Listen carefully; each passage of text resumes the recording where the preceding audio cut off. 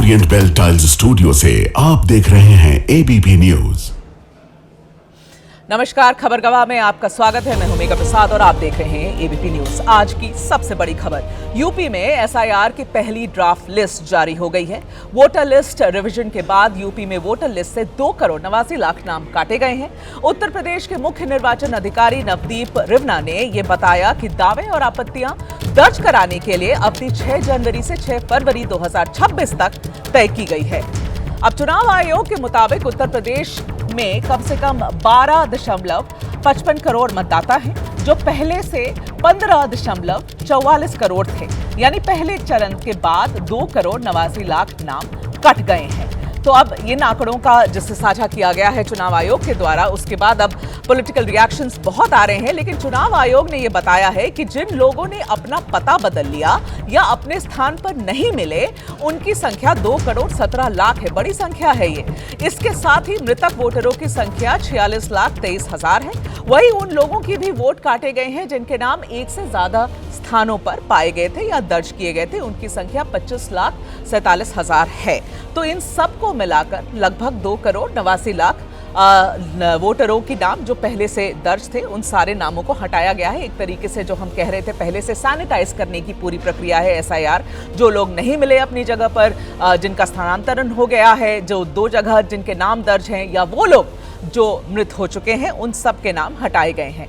अब नवदीप रिवना, मुख्य निर्वाचन अधिकारी यूपी के, उन्होंने भी कुछ बात करी है मीडिया से। सुनने की कोशिश करेंगे अगर हमारे पास कोई रिएक्शन है उनकी। तो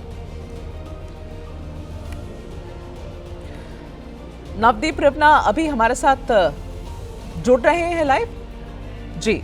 नवदीप रिवना जी, अगर आपको हमारी आवाज आ रही है तो जी नमस्कार सर, बहुत बहुत स्वागत है एबीपी न्यूज पर। और सबसे पहले आपकी पहली प्रतिक्रिया जो मैं जानना चाहूंगी, 2,89,00,000 सर बहुत ही बड़ा आंकड़ा है, जिसे एक तरीके से कहा जा रहा है वोटर लिस्ट की साफ सफाई की गई है। आप लोग ने इतने सारे नाम हटा दिए गए हैं। पॉलिटिकल रिएक्शंस तो इस ड्राफ्ट लिस्ट के आने के पहले से ही शुरू हो गया था। तो पहले तो सबसे पहले आपकी पहली प्रतिक्रिया जानना चाहती हूं इस पूरे प्रोसेस के ऊपर।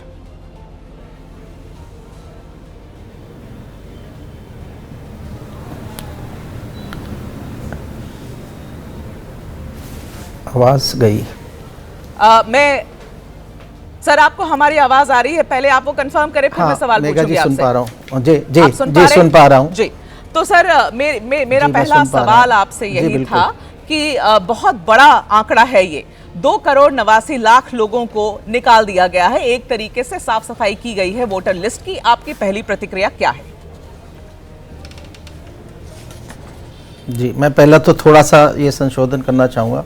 आपने जैसे बोला 2,88,74,67, ये नाम हटे हैं, लोग नहीं हटे। यानी इनमें से बहुत ऐसे लोग थे जिनकी मृत्यु हो गई, वर्षों से इनके नाम चले आ रहे थे वोटर लिस्ट में। इनको पता किया गया कौन लोग हैं जिनकी मृत्यु हुई है, उनको हटाया गया। बहुत से लोगों के नाम डबल या ट्रिपल रहते हैं एक ही पोलिंग स्टेशन में या बगल के 2 पोलिंग स्टेशंस में। ऐसे लोगों का पता लगाया गया जिनके नाम एक से अधिक बार है। ऐसे लोगों के नाम हटाए गए हैं। और इसमें एक बड़ी संख्या ऐसे लोगों की है जो जिस जगह रहते थे पहले जब उन्होंने वोट बनाया, उस एड्रेस को छोड़ के इसी शहर में कहीं और चले गए या दूसरे शहर चले गए या गांव चले गए। ऐसे लोगों की भी बड़ी संख्या है जी। और कुछ ऐसे लोग थे जो बीएलओ को पूरे निर्वाचन क्षेत्र में 1-1.5 महीने घूमने पर भी नहीं मिले। बूथ लेवल एजेंट्स राजनीतिक दलों के, उनके साथ लिस्ट शेयर करने पे भी उनके वो लोग मिले नहीं। सो ऐसे लोगों के नाम हटाए गए हैं। और ये अभी हमारी प्रक्रिया चल ही रही है। अभी तो केवल गणना चरण ही समाप्त हुआ है। और जो महत्वपूर्ण अवधि है, जिसको हम दावा और आपत्ति अवधि कहते हैं, वो तो अभी प्रारंभ हुई आज से। जो 1 महीना बहुत महत्वपूर्ण है उत्तर प्रदेश के लिए। उत्तर प्रदेश में रहने वाला हर 18 साल से ऊपर के भारत का नागरिक इस समय हमारी ड्राफ्ट वोटर लिस्ट को देखे। ये हमने बूथ लेवल एजेंट्स को दे दी है राजनीतिक दलों के आज voter list draft. Booth level officer को दे दिए हैं। 11 जनवरी को booth level officers polling station पे जाके इनको पढ़ेंगे।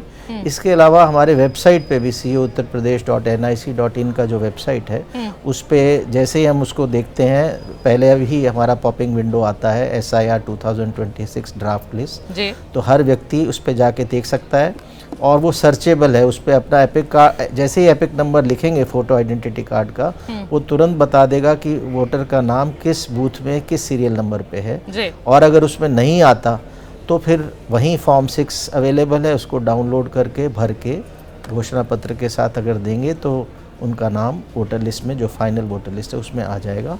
जहाँ तक आपने बोला कि बड़ी संख्या है, तो निस्संदेह ये बड़ी संख्या है। इसी वजह से हमने 11 दिसंबर से 26 दिसंबर 15 दिन अतिरिक्त लिए थे और इन 15 दिनों में हमने लगभग 8-9 लाख और नाम ऐसे थे जो छूट रहे थे, उसको हमने ड्राफ्ट वोटर लिस्ट में लेके आए। तो नवदीप जी, ऐसा है कि बिहार में जब ये पूरी प्रक्रिया हुई थी और उस वक्त देखिए कंट्रोवर्सी भी बहुत हुई, बहुत सारे बयानबाजी भी हुई, लेकिन इफेक्टिवली जो अंत में जितने लोग आगे आए कि भाई हमारा नाम नहीं है, वो आंकड़ा बहुत कम था। शायद 8 या 9, उससे ज़्यादा कोई लोग आए भी नहीं थे आगे अपनी शिकायत लेकर या ये बोलने के लिए कि गलत तरीके से उनका नाम हटाया गया है। तो आप लोग की एक्सपेक्टेशंस क्या है? क्या आपको लगता है कि आपने ये पूरी प्रक्रिया इतनी सच्चाई से, इतने फेयरनेस से करी है कि क्या आपको इस टाइप की कोई कंप्लेंट्स मिलने की आशा आप कर रहे हैं? आपको लग रहा है कि लोग ऐसे बहुत सारे बचे होंगे जिनके नाम गलत तरीके से हटा दिए गए हैं या नाम उनके नहीं डले हैं ये वोटर लिस्ट में? जी, पहले तो मैं ये कहना चाहूँगा कि सारी प्रक्रिया बिल्कुल निष्पक्ष ढंग से की गई है। इसमें कोई भेदभाव या पक्षपात करके नाम नहीं काटे गए हैं, बल्कि जिन कैटेगरीज में वोटर्स आए उन्हीं कैटेगरीज में उनको डाला गया। लेकिन इसका ये मतलब भी नहीं है कि ऐसी कोई शिकायत नहीं आ सकती, क्योंकि बड़ी संख्या में 1,62,486 हमारे बूथ लेवल ऑफिसर्स हैं, उनके द्वारा काम किया गया है। शहरी क्षेत्रों में हमारे पोलिंग स्टेशंस की जो एरिया फिक्स नहीं है, बहुत बार एक BLO को दूर दराज के वोटर्स भी उसके बूथ पे आ जाते हैं और वोटर लिस्ट में कंप्लीट एड्रेस भी काफ़ी वोटर्स अपना नहीं दे पाते। तो इस वजह से संभव है कि कुछ नाम छूट गए हों। तो इसीलिए हम रिक्वेस्ट करते हैं सभी राजनीतिक दलों से भी और आमजन से भी कि हमारी ड्राफ्ट वोटर लिस्ट अवश्य देख लें, ताकि अगर गलती से अगर आपका नाम छूट गया तो आप फॉर्म 6 भर सकते हैं। और मुझे लगता नहीं है कि बहुत बड़ी संख्या में ऐसी होगी जिनके नाम जो पात्र थे और उनके नाम छूट गए होंगे। नवदीप जी, बड़ी इंटरेस्टिंग सी बात है, अखिलेश जी का जो बयान आ रहा है पिछले कई दिनों से, उन्होंने 2 बातें कही हैं। देखिए, you are not the right person कि मैं आपसे एक पॉलिटिकल सवाल पूछूं, लेकिन तब भी जो बयान अखिलेश जी का आ रहा है वो ये कह रहे हैं कि ये तो बीजेपी को बहुत भारी पड़ने वाला है, ये पूरा प्रोसेस भारतीय जनता पार्टी को बहुत, ये भी कह रहे हैं कि NRC हो रही है यूपी में। उनका ये भी कहना है कि जो नाम कटे हैं वो एक्चुअली बीजेपी के वोटरों के नाम कटे हैं। अब इस सवाल का क्या जवाब हो सकता है? देखिए, किसी राजनीतिक बयान का तो मैं कोई उत्तर नहीं दूंगा, बट फैक्ट ये बताऊंगा कि जो भी नाम कटे हैं वो पूरा सर्च किया क्षेत्र में। भारतीय जनता पार्टी, समाजवादी पार्टी और अन्य कांग्रेस, बसपा, जितने हमारे मान्यता प्राप्त राजनीतिक दल हैं, इनको हमने लिस्ट भी दी गई थी, इनको लिस्ट उपलब्ध कराई गई। तो जो लोग मिल पाए उनका नाम हमने शामिल किया है।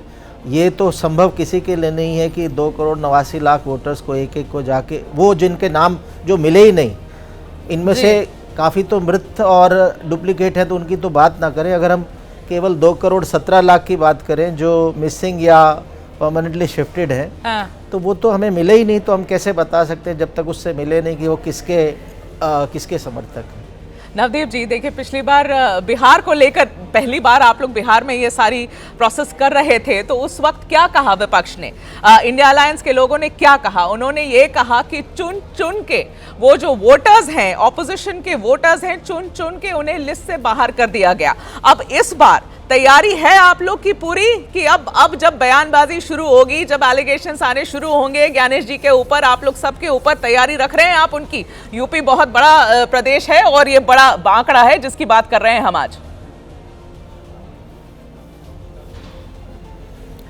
देखिए, एक तो मैं ये बताना चाहूँगा कि उत्तर प्रदेश में सभी राजनीतिक दलों ने सभी राजनीतिक दलों ने बूथ लेवल एजेंट्स बड़ी संख्या में दिए हैं। हमारे लगभग 6.25 लाख बूथ लेवल एजेंट्स हैं। तो ये दर्शाता है कि सभी राजनीतिक दलों ने सक्रिय रूप से इस SIR की प्रक्रिया में भाग लिया। इसके लिए हम राजनीतिक दलों के आभारी हैं। और यदि कोई गलती हमारी होती है जिसको संज्ञान में राजनीतिक दल लाते हैं तो हम अवश्य तत्परता से उसको ठीक करेंगे। और ये सबको सुनिश्चित करना चाहते हैं कि हमारी जो सारी तंत्र है, ये BLO से लेके BLO सुपरवाइज़र, AERO, ERO, ये सारा तंत्र निष्पक्षता से काम कर रहा है। और इसी वजह से पिछला जब हमने बढ़े हुए चरण के दौरान भी देखा कि मीडिया में या कहीं इंडिविजुअल या स्पेसिफिक शिकायतें देखने को नहीं मिली। जी नवदीप रिपना जी, हमारे साथ जुड़ने के लिए, सारे सवाल लेने के लिए और इतने अच्छे से सारी चीज़ों को समझाने के लिए, एक्सप्लेन करने के लिए आपका बहुत बहुत धन्यवाद। अब आगे बढ़ रहे हैं हम, हमारे संवाददाता अंकित गुप्ता जो कि कवर करते हैं इलेक्शन कमीशन को, वो हमारे साथ अभी जुड़ रहे हैं। अंकित, 2,89,00,000, इतना बड़ा आंकड़ा, और अब तो अभी तो शुरुआत ही हुई है पॉलिटिकल बयानों की। ये राजनीतिक बयान तो अब शुरू ही हुए हैं, अभी तो बरसात होगी इनकी। क्या हो रहा है वहां इलेक्शन कमीशन में अभी? देखिए, साफ तौर पर जिस तरह से अभी आप जो है नवदीप रिन्वा से बात कर रहे थे, उनका यही कहना है, और वो जो मुख्य चुनाव अधिकारी हैं उनका ये कहना है कि अभी भी थोड़ी बहुत गड़बड़ी हो सकती है, क्योंकि अगर कोई व्यक्ति नहीं सामने आया या नहीं मिला, उसका नाम अगर हट गया तो वो जुड़वा सकता है। लेकिन मेगा, मैं आपको एक आगे की जानकारी देना चाह रहा हूँ। देखिए, 2,89,00,000 लोगों के तो नाम हटाए जा रहे हैं, हटाए जा चुके हैं ड्राफ्ट मतदाता सूची से। लेकिन इसके अलावा भी अभी जो है कई लाख लोग ऐसे भी हैं जिनको लेकर के, जिन्होंने मान लीजिए फॉर्म भरा था। एक उदाहरण के तौर पर मेघा ने अगर जो है एक फॉर्म भरा है कि वो नोएडा की मतदाता हैं, लेकिन अगर उनके फॉर्म में किसी तरह की गड़बड़ी है तो उनको आने वाले दिनों में एक नोटिस जारी किया जाएगा और उनसे पूछा जाएगा कि ठीक है, आपका नाम ड्राफ्ट मतदाता सूची में तो जो है हम ले आए हैं, लेकिन पहले आप ये बताइए कि क्या ये जानकारी सही है, और अगर आप सही जवाब दे पाएंगे तब तो आपका नाम फाइनल मतदाता सूची में आएगा, वरना आपका नाम भी मतदाता सूची से हटाया जा सकता है। तो अभी ये जो प्रक्रिया हुई है, ये क्या हुई है, इसमें जिसने भी फॉर्म भरा है, आपने, मैंने, जिसने भी फॉर्म भरा, हमारा सबका नाम ड्राफ्ट मतदाता सूची में तो आ गया अगर हमने फॉर्म भरा है। लेकिन क्या उस फॉर्म में कहीं कोई डिस्क्रिपेंसी है, कहीं कोई मतभिन्नता है, या ऐसी जानकारी दी गई है? फॉर एग्जाम्पल, एक उदाहरण के ये क्या है, ये तो बिल्कुल आप जो बता रहे हैं उसके हिसाब से ये बस शुरुआती प्रोसेस है, ये नंबर और भी ऊपर जा सकता है। विशाल के पास जाना चाहूंगी, विशाल पांडे हमारे सहयोगी भी हमारे साथ न्यूज रूम से जुड़ रहे हैं। विशाल, ये बताइए कि जिले वाइज, डिस्ट्रिक्ट वाइज अगर हम देखें इस आंकड़े को तो क्या है, किस तरीके का डिस्ट्रीब्यूशन है जिले वाइज, पहली बात। और दूसरा, मैं ये जानना चाहूंगी कि किस जिले से सबसे ज्यादा वोटरों के नाम कटे हैं? विशाल,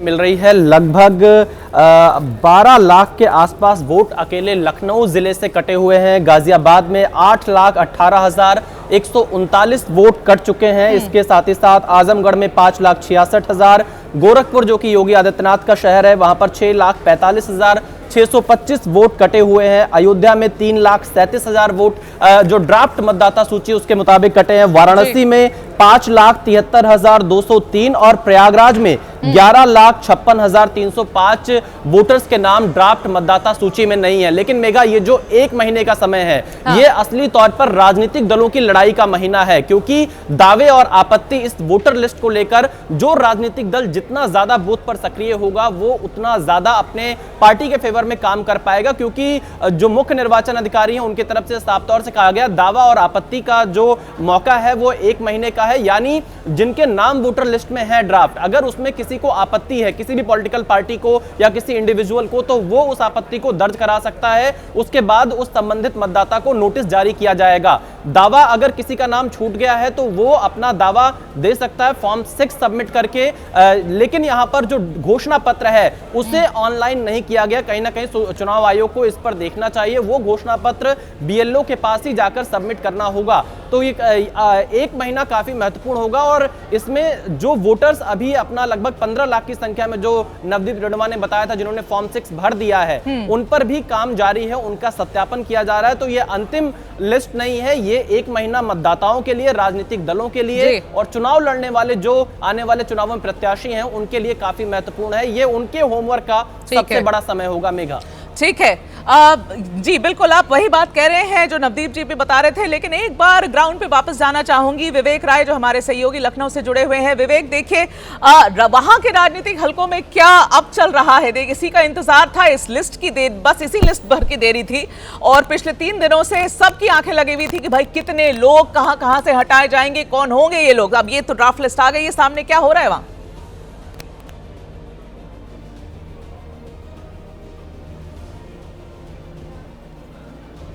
विवेक, आपको हमारी आवाज आ रही है?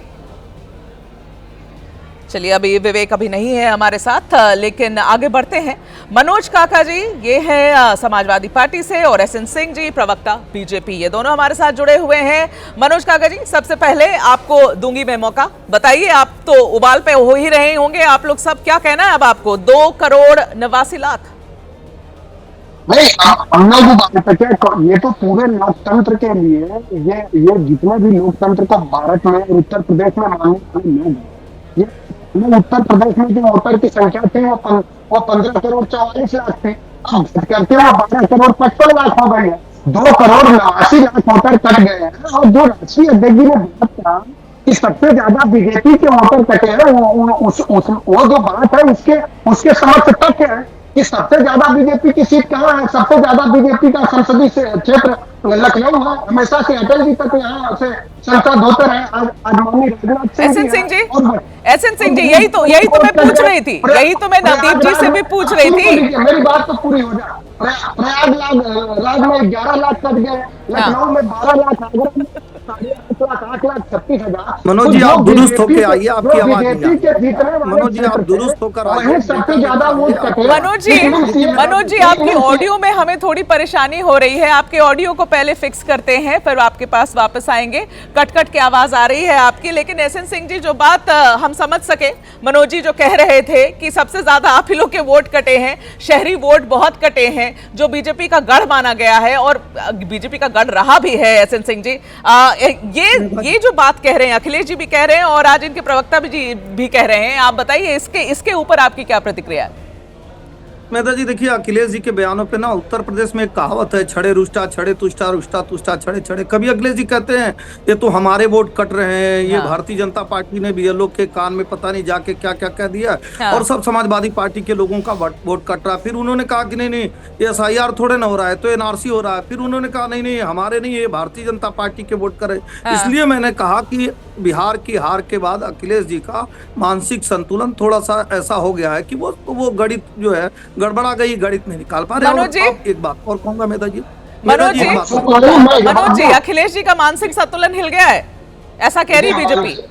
देखिए, जो कह रहे हैं राष्ट्रीय अध्यक्ष जी के बारे में इस तरह की अभद्र टिप्पणी, मानसिक संतुलन उनका नहीं हिला है, जो तथ्य और आंकड़ों की बात करते हैं। माननीय राष्ट्रीय अध्यक्ष जी अखिलेश जी हमेशा संविधान की और संविधान परक राजनीति की बात करते हैं। वो इसलिए करते हैं कि उनका मानना है कि democracy is the people, for the people, by the people.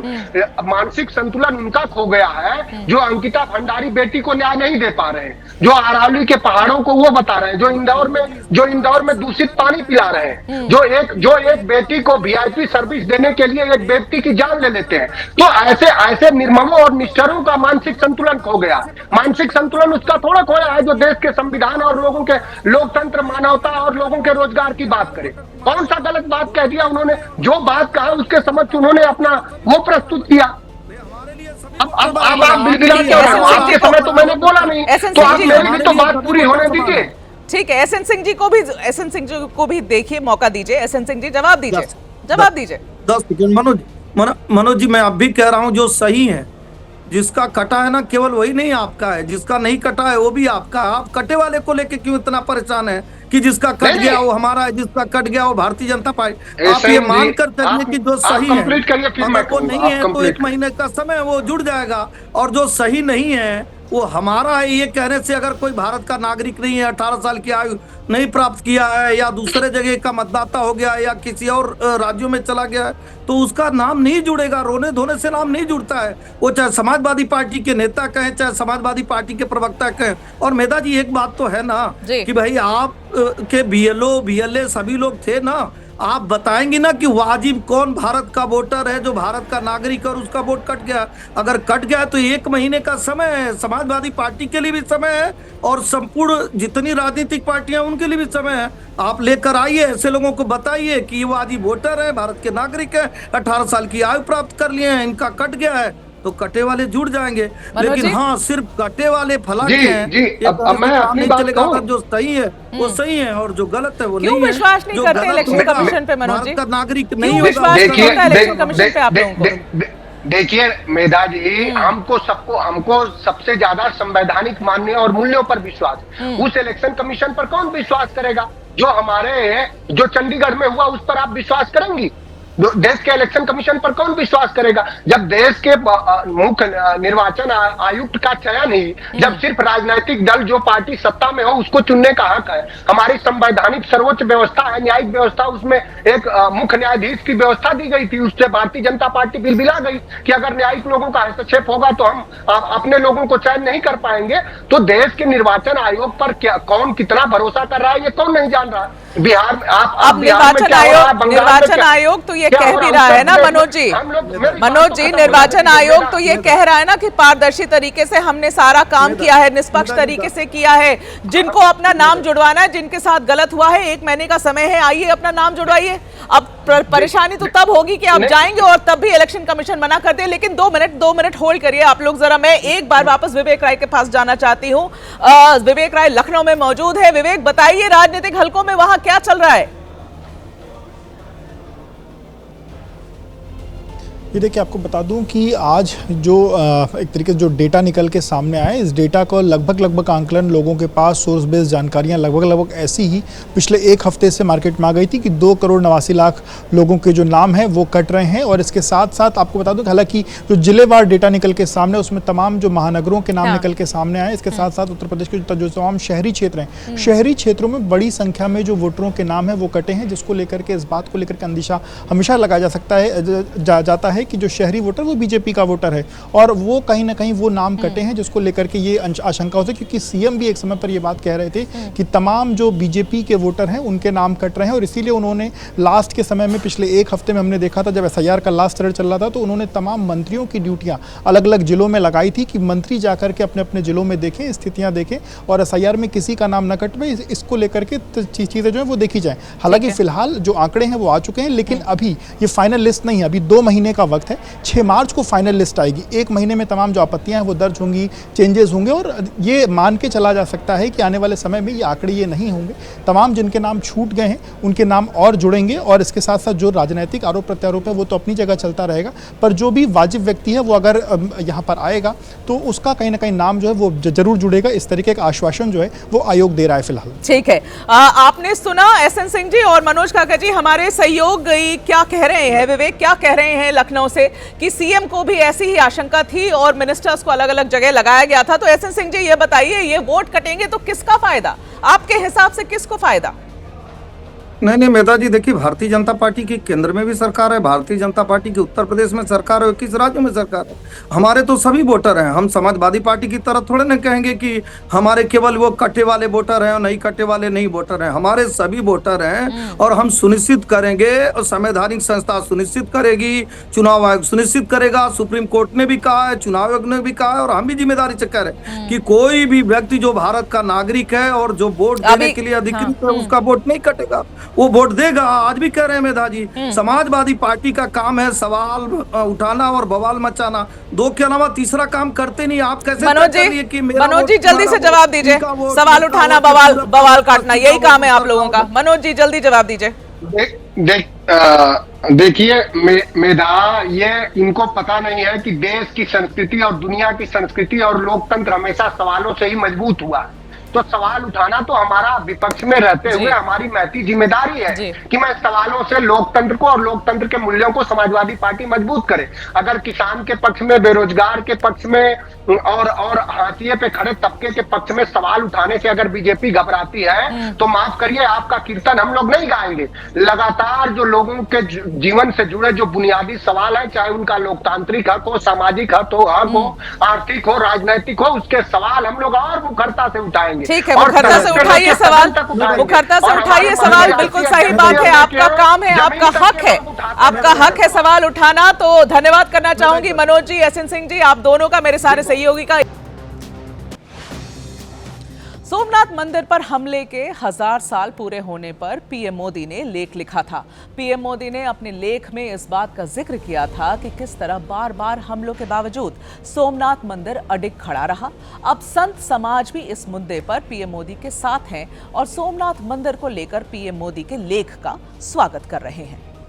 प्रधानमंत्री जी ने आज जो ट्वीट किया है 1000 वर्ष के बारे में, वो उस पीड़ा को व्यक्त किया है जब कभी सोमनाथ मंदिर के ऊपर आक्रमण किया गया था। महमूद गजनवी नाम के एक व्यक्ति ने अपनी सेना के साथ, छोटी सी टुकड़ी के साथ आकर के मंदिर को क्षति पहुंचाई थी, वहाँ के पूजा करने वाले पुजारियों को क्षति पहुंचाई थी, श्रद्धालुओं को क्षति पहुंचाई थी, चोट देने की कोशिश की थी। वो सोचता था कि मैं मंदिर तोड़ दूंगा, मैं मूर्ति तोड़ दूंगा तो सोमनाथ टूट जाएंगे। तो 1000 साल पहले ये कोशिश हुई थी। आज भारत के प्रधानमंत्री नरेंद्र मोदी जी के द्वारा जो ट्वीट किया गया है, उससे इस बात का पता चलता है कि हमारे भारत के प्रधानमंत्री नरेंद्र मोदी जी ये कहना चाहते हैं कि तुम मंदिर तोड़ सकते हो, तुम मूर्ति तोड़ सकते हो, लेकिन सोमनाथ को नहीं तोड़ सकते हो। सोमनाथ देखो 1000 साल बीत गया, आज भी जहाँ के तहाँ है, और तुम आए और चले गए, सोमनाथ जहाँ के तहाँ है। इसलिए इस तरह की कोशिश करने वालों, भविष्य में ऐसी कोशिश मत करना, ऐसा कहना चाहते हैं। तो ये स्वागत योग्य कदम है। मुझे इतना ही कहना है कि मूरत तोड़ी गई, सूरत नहीं तोड़ पाए। सूरत अभी भी 1000 साल के बाद भी इतनी ही अखंड, शाश्वत, अक्षुण्ण है। ऐसे भगवान सोमनाथ की ऐतिहासिक घटना जो इसको 1000 साल पूरी हो रही। और आज मैंने अखबार में हमारे देश के राष्ट्रनायक, यशस्वी प्रधानमंत्री मोदी साहब का लेख भी अवलोकन किया है। मुझे बड़ी प्रसन्नता हुई। हम राष्ट्र के सभी नागरिकों का कर्तव्य है कि इस अवसर को सब जाने और दुनिया को भी जनाएं कि भगवान शिव विश्व कल्याण का काम करते हैं। शिव का अर्थ ही कल्याण होता है और पूरे भारत की और सबकी आस्था का केंद्र है। तो इस मौके पर मैं भी, मोदी साहब ने जो सबको मार्गदर्शन किया, सब साधु संत भी इसमें अपना सूर लगा रहे हैं। हर क्षेत्र के लोग अपने अपने विचार प्रस्तुत कर रहे हैं। ऐसे अवसर पर मैं भी इस अवसर पर भगवान सोमनाथ को प्रणाम करते हुए सनातन धर्म की शाश्वतता, अमरता, अखंडता इन ज्योतिर्लिंगों के द्वारा, इन हमारे दैवी स्थानों के द्वारा आज भी ऐसे ही टिकी है। भारत की कालजयी मृत्युंजयी सनातन धर्म संस्कृति पूरे विश्व की कल्याण की बात कहती है, सभी की सुख सम्मान, स्वायत्तता और स्वतंत्रता के गीत गाती है। लेकिन 1000 वर्ष पूर्व एक आतताई भारत आया, महमूद गजनी, उसने भगवान सोमनाथ के मंदिर पर आक्रमण किया। वह आक्रमण हमारी संस्कृति पर था, वह आक्रमण हमारी संस्कृति के औदार्य और हमारी संस्कृति की उस दिव्यता पर था जो पूरे विश्व को अपना मानती है, जैव जगत में परमात्मा का अनुभव करती है। तब से अनेक प्रयास हुए मंदिर निर्माण के। लगभग 75 वर्ष पूर्व मंदिर निर्माण संपन्न हुआ था। आज उसकी 75वीं एक प्रकार से जयंती है। माननीय प्रधानमंत्री जी का आलेख हम सबको झकझोरता है वे हमारे भीतर राष्ट्रबोध और भारतीय संस्कृति के औदार्य, भारतीय संस्कृति के दिव्य समर्पण और उसकी उच्चता का बोध कराता है। आज का आदरणीय प्रधानमंत्री जी का लेख भारत के उस गौरवशाली अतीत का भी स्मरण कराता है जिसमें अनेक उत्थान पतन हुए, लेकिन हम अपनी श्रद्धा से विचलित नहीं हुए। हम अपने मानबिंदु, मूल्य और सिद्धांतों पर अडिग रहे। माननीय प्रधानमंत्री जी का आज का आलेख जो सोमनाथ का स्मरण कराता है, महमूद गजनी के उस भयानक अत्याचार और उस प्रहार का भी अनुभव कराता है। वह लेख ये भी अनुभव कराता है कि कितने प्रहार हम पर हुए हों, हम अपने पौरुष, शौर्य, धैर्य और पराक्रम से कभी पीछे नहीं हटे। हमारा पुरुषार्थ जीवंत रहा, जागृत रहा और उसी के कारण आज हम अजेय हैं, सशक्त हैं, समर्थ हैं। माननीय प्रधानमंत्री जी के आलेख के प्रति मैं अपनी कृतज्ञता व्यक्त करता हूँ कि उन्होंने हमारे अतीत का स्मरण कराया है। वह युवा पीढ़ी को, आने वाली पीढ़ियों को बड़ी प्रेरणा देगा। मुंबई के दहिसर में एक युवक की पिटाई का वीडियो तेजी से वायरल हो रहा है। तस्वीरें दहिसर के वार्ड नंबर 1 के चुनाव प्रचार की बताई जा रही है। जानकारी के मुताबिक ये वीडियो विट्ठलवाड़ी सोसाइटी के पास का है, जिसमें साफ दिख रहा है कि राजनीतिक दल के कार्यकर्ता कुछ युवकों को घेर कर पिटाई कर रहे हैं। अब ये विजुअल्स जो आपके स्क्रीन्स पर हैं अभी, इसमें देखिए आपको साफ दिख रहा है कि कार्यकर्ता हैं, एक राजनीतिक दल के कार्यकर्ता हैं। अब किस राजनीतिक दल के कार्यकर्ता हैं उसकी क्लैरिटी जो हमारे पास है अभी ये लग रहा है कि ये शिवसेना के कार्यकर्ता हैं, लेकिन दबंगई करते हुए यहाँ पर दिख रहे हैं। मध्य प्रदेश के जबलपुर में बदमाशों की करतूत से एक कारोबारी और उसका परिवार बेहद खौफजदा है, जहां पर टेंट हाउस चलाने वाले कारोबारी के घर पर बदमाशों ने बमबाजी कर दहशत फैला दी। बाइक सवारों ने टेंट हाउस के सामने 2 देसी बम फेंके और फरार हो गए। टेंट कारोबारी की बेटी इसमें घायल हो गई है। खबर गवाह में आज बस इतना ही।